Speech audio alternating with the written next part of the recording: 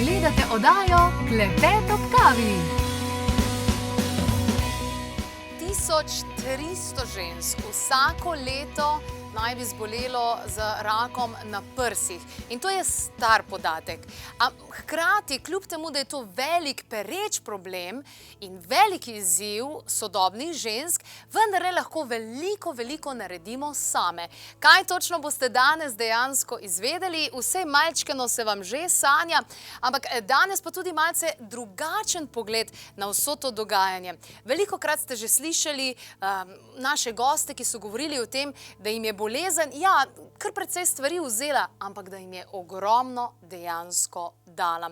Tudi predsednica, predstavnica Europadone, kjer imajo dejansko izjemno zavest in izjemno voljo in motivacijo, da ozaveščajo o tem, ima eno tašno svojo življenjsko izkušnjo. In danes je v moji družbi, zelo sem hvaležna. Lepo pozdravljena, dobrodošla. Dobrodošli pravzaprav. Ogromno aktivnosti in vaše vsakdanje življenje je vpeto v to, da opozarjate ženske, da ozaveščate ženske, ker same dejansko lahko ogromno naredimo. Ampak imate pa tudi sveže podatke, kako je zdaj statistiko. Je slabša, kot je bila? Ja, najprej lepo pozdravljeni in najlepša vam hvala za povabilo. Res je, vse, kar ste povedali, čisto drži. Ravno v oktobru so prišli novi podatki in to so z registra raka v Sloveniji za leto 2016 in je ta številka nekoliko večja, je že 1400, ampak to pripisujemo predvsem temu, da je Dora, presejalni program, končno pokril res večji del Slovenije, tako da bomo verjetno zdaj v teh letih videli malo porasta. Na srečo pa ta program odkriva zelo zgodnje faze, tako da to je tudi boljše za ženske, da je rak prej odkrit. Naše delo pa, ja, celo leto se trudimo osveščati, ne samo oktobra, ampak rak nič ne izbira, pride kadarkoli, tako da mislimo, da je to izjemno pomembno preko celega leta ženske, pa ne samo ženske, tudi moške, opozarjati na to. Doktor Španičeva, tukaj imam majčkeno svoj pogled, ne? Rak ne pride, ampak si ga pridelamo, ne? Velikokrat ljudje rečejo, zadev sem kontra neki tomboli, kontra neki leturi, dobil sem dejansko to, ne. Velikokrat smo že slišali goste, pridelal si, s čim, na kakšen način, kaj dejansko lahko narediš, ker mi sami imamo verjetno veliko moči, ne, da spremenimo določene stvari in potem tudi potek dogodkov v našem življenju. Ja, rak je definitivno ena izmed takih bolezni, ki je zelo kompleksna in radi rečemo taka beseda multifaktorialna, ne, da več stvari vpliva na njo, da ni samo ena tista, ker če bi vedeli, da je samo ena tista, bi pač to izklopili ali odstranili in bi bilo to res veliko bolj preprosto. Zagotovo je rak ena izmed takih bolezni, ki je posledica tako genetike, ki jo nosimo v sebi, življenjskega načina, ki ga živimo, okolja, v katerem živimo, na kakšen način se spoprijemamo mogoče z stresnimi vsakodnevnimi situacijami. Tako da definitivno je rak in pač za nekatere, recimo temu življenjske, načine življenjskega sloga, že zelo vemo, da močno vplivajo na nastanek raka. Kajenje, pitje alkohola, prekomerna telesna teža, negibanje in vse take stvari, ki so posledica našega vsakdanjega življenja. Doktor Španičeva, če greva na vašo zgodbo, tudi sama ste se soočile s tem, kljub temu, da ste zdravnica, kako ste sami dojemali dejansko to? To je bilo pred tem, preden ste se ukvarjali v bistvu z ozaveščanjem in z osveščanjem in z vsem tem, ne? Ja, v bistvu sem veterinarka, tako da sem zdravnica za živali. Ok, zdravnica za živali, veterinarka, ja. Tako da... Ampak v boju, v bitki za zdravje... Vseh. Tako, ja. Ja, res je, no, jaz sem zbolela že zelo mlada, zbolela sem pri 26 letih, to res ni starost, pri kateri ženske običajno zbolevajo, oziroma zelo redko v tej starosti zbolevajo. Tako da meni je bila bolezen nek signal, ali kaj ne rečem, da verjetno nekaj ne počnem v redu. Če že tako pri mladih letih pride, vemo, da starostjo se lahko kopičijo neke napake tudi v celicah, ampak pri mlajših naj bi bilo tega manj. Tako da ja, bila sem ravno v prvem letniku podiplomskega študija biomedicine, tako da me je res... Bil šok, ne? Ja, nekaj se je že prej dogajalo, ker sem že prej imela, zatipala sem si že prej spremembo v dojki, eno bulico, smo jo že obravnavali, pogledali, ni bila nevarna, je bila benigna. S tem, da se je meni notranji ta naš čut, ki ga imamo, mi je nekako govoril, da se spreminja tale, da raste bulica in sem šla nazaj in smo res ponovili. Kar samo iniciativno ste šli nazaj. Ja, pa dogovorjena sem bila z zdravnikom, da se enkrat na leto vidva, ampak sem prišla že prej nazaj, ker sem nekaj se meni zdi, da to raste. Smo vse ponovili in potem se je začelo, pa je sumljivo, pa je tako da pa je pa kar hitro šlo naprej. Wow, pri 26 letih, ki bi se mogel ukvarjati s partnerstvom, mogoče malo z družino, iz študij, z vsemi takimi zadevami, pa v bistvu si na onkološki kliniki neprijetno. Ja, v bistvu je res, ne, začenjaš neko kariero, kot ste rekli, partnersko življenje, mogoče začetek družine, kar naenkrat se te vse ambicije oziroma načrti ustavijo, podrejo na nek način in ja, pristaneš na onkološkem inštitutu. Ena gospa mi je celo enkrat v čakalnici rekla, že ko sem bila brez las, kaj pa vi tako mladi tukaj počnete, ne? V bistvu res izstopaš v povprečju, mislim, da so bili kar več kot 30 let starejši, ostali od mene in od kolegic. Ampak, doktor Španičeva, imeli ste takrat več opcij, ne, kako naprej.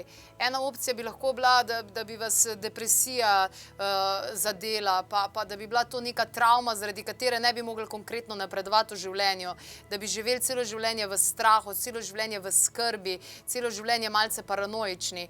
Ampak vi ste pa iz tega naredili dejansko neko zgodbo, ki danes služi in je rešila že toliko žensk, dobesedno življenja. Torej, ne posttravmatski sindrom, ampak posttravmatska rast. Kako se je to dogajalo pri vas? Ja, ravno včeraj sem brala o posttravmatskem sindromu pri ženskah z rakom dojk, tako da ja, to je dejansko en izmed zelo pogostih simptomov. Tako je, res je, to te doleti, ne veš kako naprej in sama sem si rekla, imam samo dve možnosti, ali pač grem na polno in pozitivno naprej, ali pa ne zberem drugo smer, ne, bolj pesimistično oziroma negativno. Tako da ni bilo vsak dan lahko. Izjemno težko je, da v času terapije in ko se sprašuješ, kako in kaj naprej, ostati pozitiven, ostati pri stvari, se v bistvu boriti za svoje življenje. Na srečo sem imela zelo dobro podporo od partnerja, moje družine, staršev, sestre in tudi prijateljev. Vsi so mi res stali ob strani in spremljali, kaj se dogaja. To moje medicinsko znanje je mogoče bilo malo ovire še pri tem, da sem že tudi zdravnike malo prehitevala in določene stvari pričakovala ali zahtevala od njih. Tako da pa sem se mogla tudi malo umiriti, pa vse, ne. Ker na začetku bi seveda človek vse naredil, ne, in si te zasuvajo z informacijami, pa poskusi še to, pa poskusi še to, ne. Tako da je res bilo zelo pomembno najti en balans, eno ravnovesje in iti po tej poti, ne, počasi naprej. Potem pa seveda po zdravljenju se začne vprašanje, kako nazaj, ne, v službo, ali grem nazaj v službo ali kako nadaljevati. Jaz sem se v tistem trenutku takrat vrnila nazaj na fakulteto, zaključila tudi doktorski študij. Še malo sicer pol ostala na eni točki, pa ko sem že zelo bila vpletena v Evropodono in tesno sodelovala z prejšnjo predsednico, žal pokojno Mojco Senčar, sem videla, da me v bistvu tu, da sem srcem in z dušo bolj pri tem delu, osveščanju, podpori ženskam, njihovim bližnjim in seveda zagotavljanju vseh teh podpor med zdravljenjem predvsem. V enem izmed intervjujev sem prebrala in mi je bilo tako plemenito, da vam je rak več dal, kakor vzel. Ja, saj mogoče to res tako malo klišejsko sliši, jaz mi pravim, da vzel mi je fizično, zaradi bolezni sem izgubila obe dojki, malo imam tudi posledic zaradi zdravljenja, z zatekanjem roke, ampak se mi zdi, da se s tem lahko naučiš živeti oziroma ko to sprejmeš in se s tem sprijazniš, s tem lahko živiš. Dal mi je pa v bistvu neke nove vrednote v življenju in drugačen pogled na življenje. Katere nove vrednote? Kaj je zdaj drugač v tem smislu? Ne sekiram se za nepospravljeno ali pa kakšno stvar, ki je ostala. Res je tako, pa ugotoviš, da prah bo še vedno tam, tudi če ga ne pobrišeš in mogoče res z nekimi ki se meni zdijo v tem trenutku bolj nepomembne. Ne vem, da neko stvar pozabiš ali kupiti, ali pospraviti, ali preurediti, vse te tam počaka. Narediš ob svojem času, v svojem tempu, raje grem s prijateljicami na kavo ali na sladoled ali na sprehod s psom, kot da se potem obremenjujem s temi stvarmi. Je to včasih zelo težko, ne? Ker pa vidiš te stvari, pa te kar začnejo malo motiti, pa se moraš sam staviti pa reči ne, to ni pomembno, pomembna sem jaz, pomemben je moj mož, pomemben je moj pes. Tako da na tak način vsakodnevno se pač spomnim na te stvari. Se mora človek opozarjati potem, ne? V samem procesu zdravljenja ste si pomagala tudi s kakšnimi rastlinami, s kakšnimi... Pes vam je zagotovo pomagal? Pes je prišel šele po zdravljenju, ampak sem si vedno želela celo življenje, seveda tudi kot veterinarka sem vedno imela rada živali. Ja, v bistvu je bilo tako, da so me že takoj na začetku vsi zasuvali od družine, širše družine, znancev, prijateljev, z nekimi nasveti, od tega, da pač med terapijami imaš slabo kri, tisto rdečo peso, sok rdeče pese sem jedla, pila, sem mislila, da bom že postala sama rdeča pesa. Tako da res je bilo kar zanimivo. Veliko sem dala poudarka na prehrano, na zdravo prehrano, da sem si vse sama res pripravljala, tudi da sem vedela, od kje prihaja hrana. Tudi na kozmetiko, zelo sem se pa posvečala, ker vemo pač, koliko je enih konzervantov škodljivih. Kaj damo nase, damo vase, ne, direkt? Koža je naš največji organ, pa smo zelo nekritične, sploh ženske včasih do tega, ne. Tako da veliko sem se s tem ukvarjala. Potem pa po samem primarnem zdravljenju, ko sem se pač vstopila v menopavzo zaradi zdravil, sem se začela soočati z vsemi težavami menopavze. Pri katerih letih je bilo to? Pri 27. Menopavza pri 27. Ja, in to vsi oblivi, v bistvu to stanje preideš čez noč, da temu tako rečemo, zaradi zdravljenja. In je to tudi verjetno bolj intenzivno potem in pridejo oblivi, težave s kožo, druge. No in v tem postopku sem začela iskati tudi, kako bi si pomagala in kako bi lajšala si te težave, ker seveda s hormoni spet nisem mogla, ker je bil rak hormonsko odvisen. In sem pol šla na akupunkturo, to je meni zelo pomagalo, enim ne, meni je zelo, tako da ženskam vedno rečem poskusi, mogoče ti pa pomaga. Zelo intenzivno sem se začela ukvarjati tudi z jogo, z meditacijo in to še vedno redno prakticiram. Mislim, da ne samo zaradi stranskih učinkov mene, tudi zaradi mene, telesa, moje psihe je to izjemno pomembno. Navdihujoča ženska ste. Hvala. Wow, res izjemno. Nadaljujeva tale pogovor in tale trenutek preverimo aktualne dogodke, na katere moram reči, večinoma ljudje, ki pridejo, so že nekaj dali čez v življenju in ugotovili, da je vendarle prav, da začnejo skrbeti zase, se ukvarjajo sami s sabo oziroma da se odzovejo na nekaj, kar jih pač enostavno zanima. Dajmo preveriti, če bo zanimalo kaj od tega vas. Vse onkološke bolnike ter njihove bližnje pa vabimo na predavanje Podpora onkološkim bolnikom pred, med in po klasičnem zdravljenju. Prireja oziroma predavala bo Marija Ana Kolman v Novi Gorici 19. februarja in v Ljubljani 20. februarja. Zaradi strahov smo napeti, ne spimo, nas zadržujejo v krču, ne živimo polnega potenciala svojega življenja.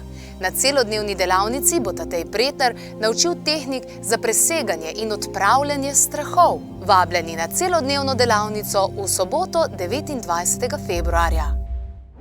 Tudi letos odhajamo v Sibirijo. Če je to tudi vaše sanjsko potovanje, potem preverite programe na klepetobkavi.si in izberite enega izmed 3. Doživite Sveto goro Beluho s konji, odpravite se na treking peš ali kako drugače. Sibirija poleti je naša najljubša destinacija. Doktor Španičeva je danes v moji družbi zares navdihujoča ženska, ki torej ozavešča druge, kako, na kakšen način, ampak ta celostni pristop, o katerem ste govorili, da je tudi del vašega življenja, pa telovadba, pa zdrava prehrana, pa meditacija, pa vse to se mi zdi, da to je to, ne? Potem verjetno sploh ne rabi pride do takih situacij, s katero ste se tudi sama tako zelo hitro soočila in vse ostalo. ostalo. Imam še eno vprašanje. Poznam nekaj oseb, ki so zelo hitro šle čez te faze, pa kemoterapija, pa izguba las in tako naprej. In res živijo polno življenje, res so živahne, res so naredile nekaj iz tega in ljubijo svoje lase. Ja, ženskam je to kar ena izmed takih točk, da tudi, ko nas dostikrat pokličejo, mi imamo tudi 3 svetovalne telefone, rečejo, a bom izgubila lase, kako bom pol? Prvi odgovor je, lasje zrasejo nazaj. Lasulje danes so tako krasne in dobre, da se to vse da preživeti. Meni se je pa v tistem trenutku, tudi ko sem izgubila lase, zdelo, da v tistem obdobju sem to jaz. Zakaj bi zdaj neke lasulje nosila, če to sem, to je moja faza življenja. In mi je bilo zelo neprijetno sploh si dati kaj na glavo. In sem bila pač pobrita z kapcami, rutkami. Je pa res, da si drugačen, da se moraš tudi sam sebe tako naučiti. In to je zelo težko. In še težje ti je, ko te drugi pa sprašujejo, kaj pa je s tabo, kako pa si. In verjetno je ta moment tudi za vsako bolnico bistveno težji, oziroma pač vse bolnika, mogoče pri moških tudi je enaka posledica, da si v bistvu s tem olajšamo, daš si pač lasulje in se ne rabiš ukvarjati, zdaj še z drugimi vprašanji in z drugimi ljudmi. Tako da ja, je pa rak definitivno bolezen, ki veliko ljudi opomni, da se boljš več ukvarjati s sabo kot z drugimi. Absolutno. Evo, preverimo še, kako oziroma kaj je povedala med drugim tudi Barbara Drnač in pa seveda tudi Rebeka Dremelj. Sicer ni se soočala z rakom na prsih, a vendarle, kaj sta komentirali? Kakor se kruto sliši, meni je ta rakovica dala mi je tinte piti, ampak jaz sem jo v nekem tam enem promilu tudi pravzaprav hvaležna, da je prišla v moje življenje, da sem se malo k sebi spravila.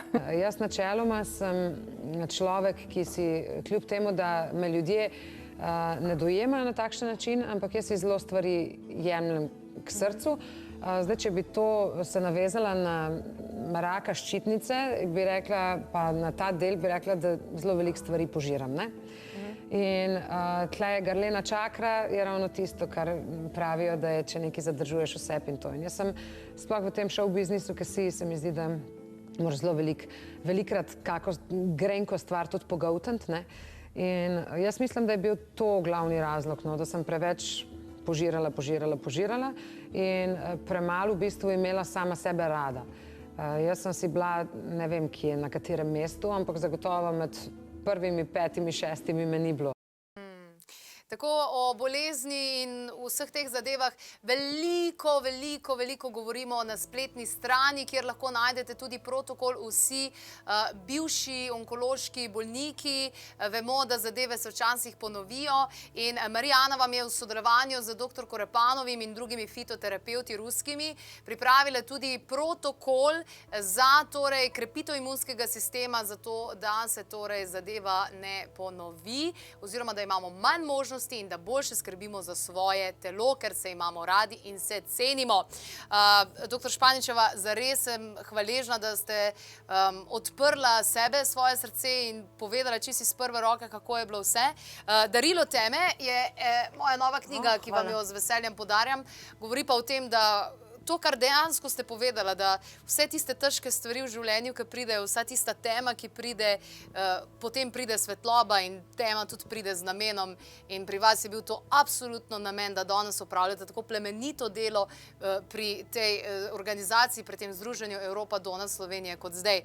Mogoče še čisto malo časa imava neka aplikacija zdaj za ženske. Kako se reče tej aplikaciji? Brez test, to aplikacija že kar nekaj časa obstaja. Ženska si vnese svoje nastavitve menstruacije in potem jo aplikacija opozori, kateri je tisti dan v mesecu, ko se mora še bolj posvetiti svojim dojkam.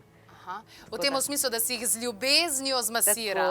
Tako, da v bistvu cilj te aplikacije je, da si vzamemo še malo več časa zase. Tiste 3 minute na mesec, mislim, da ima vsaka ženska časa, da spoznava svoje telo in da je pozorna nase in da ne išče nekaj, ampak da sebe spoznava. Da sebe spoznava. Hvala lepa za te informacije. Žalostno, da živimo v času, kjer ženske potrebujemo aplikacijo, da nas spomni, da se malce samo negujemo, a vendarle deluje in praktična je, zato si jo seveda prenesite. Zdaj pa je brezplačna, ne? Brezplačna, tako da evo, nič vas dejansko ne stane.